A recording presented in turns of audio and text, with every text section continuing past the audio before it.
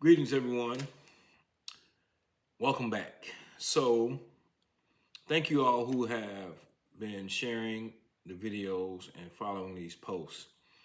This is a vital effort to expose the truth about what's going on in the Low Country and what's going on in particular with my family and relatives and our case in the dealing with the probate courts and the other people involved here in the Low Country. So let's get right into it. Again, my name is Derek Muhammad, and I'm telling you or sharing with you a story, true story, about our quest to expose the systematic theft of Black-owned land. Today's revelation-packed episode delves into the only family meeting we've had with Bud Ferry since his appointment by Judge Keith Smith in June or July of 2021. Buckle up, this is a roller coaster. Let's rewind a little bit. After my grandmother Sudie passed in 2017, my mother Maud Saunders was the executor of her estate. She hired an attorney, Ann Kelly Russell from Charleston, who did a wonderful job in helping her to navigate this huge estate. They navigated complexities to close Sudie Gordon's estate, but some jealous relatives or some relatives who had issues with her, Kelvin Gordon and Johnny Gordon in particular, along with some other accomplices, boldly stole a valuable tractor-trailer truck belonging to Gordon Logging Company. Local law enforcement, led by former Sheriff T.C. Smalls, dismissed this as a family matter, even though my mama filed charges as theft by taking. It just dismissed it, said it's a family matter, you handle it in-house. So this led to a lawsuit that my mama filed against the devastees of the estate to reclaim the stolen property. And unfortunately, as you all know from some of my previous videos, my mother passed away just 9 months after my grandmother, making things very, very challenging for us. Now, my grandparents, Sudie and Nathaniel Gordon, they did their due diligence in estate planning. So this is not an heirs property type of situation. This is airtight will, airtight trust. And we even tried to do a mediation agreement, which was violated by Sheila Odom of the Hampton County Probate Court. She's retired now, her and April Murdoch Schaefer. She violated the mediation agreement by changing it after we had went through the due process of having the mediation. So that totally voided the mediation agreement. But she recused herself. They moved the case to a different county. This is the MO. So follow along here. This is the MO of what they do. So the judges make arbitrary decisions. They recuse themselves from the case after they make an arbitrary decision, but that arbitrary decision isn't reversed. It just moves to the next court. And then the next court sits on it for a few months until they decide to hear it.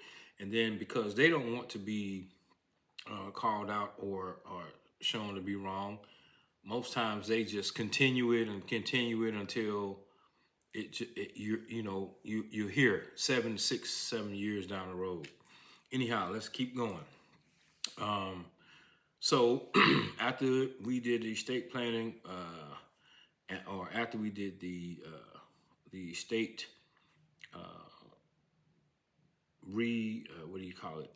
reviewing it with the attorney,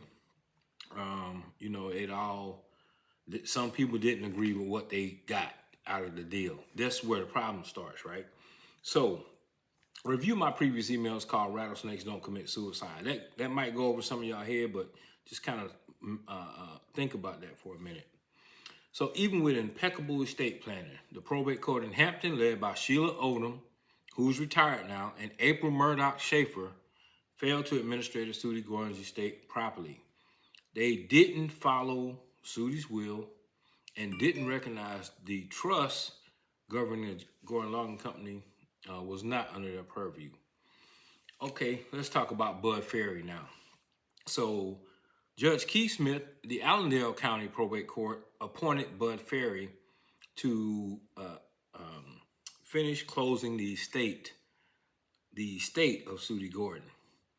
829 days later, we're still waiting. You understand me? We had done all of the work. All he had to do was close the estate. And he knew that the paperwork that he was trying to, enforce, or the paperwork that he was trying to put into play, he knew they had done something illegal, and so now they're trying to hide their hands. But I'm going to get on through this. I've been showing you legal documents. If you haven't seen the videos, go look at those legal documents.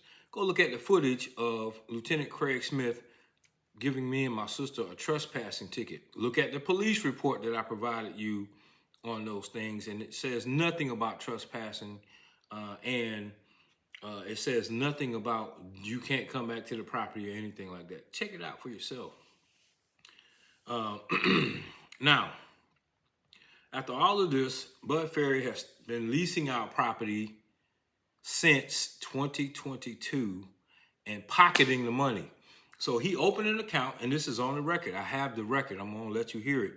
He opened an account, put all the money that we were making from leasing our properties for farming and hunting into that account. He's the only person that has access. Think about that.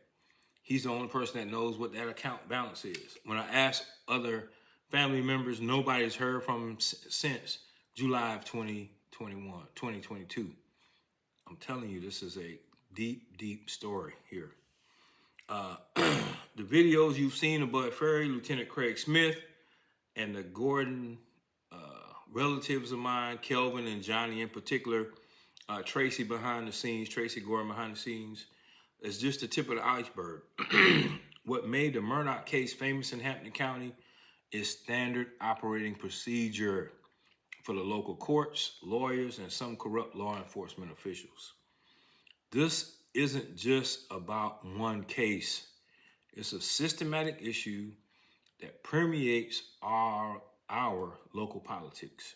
The courts, the lawyers, law enforcement, like Lieutenant Craig Smith of the Hampton County Sheriff's Department, Nancy Meyer of the Farm Service Agency. I'm going to let you hear what she said and why she's involved here.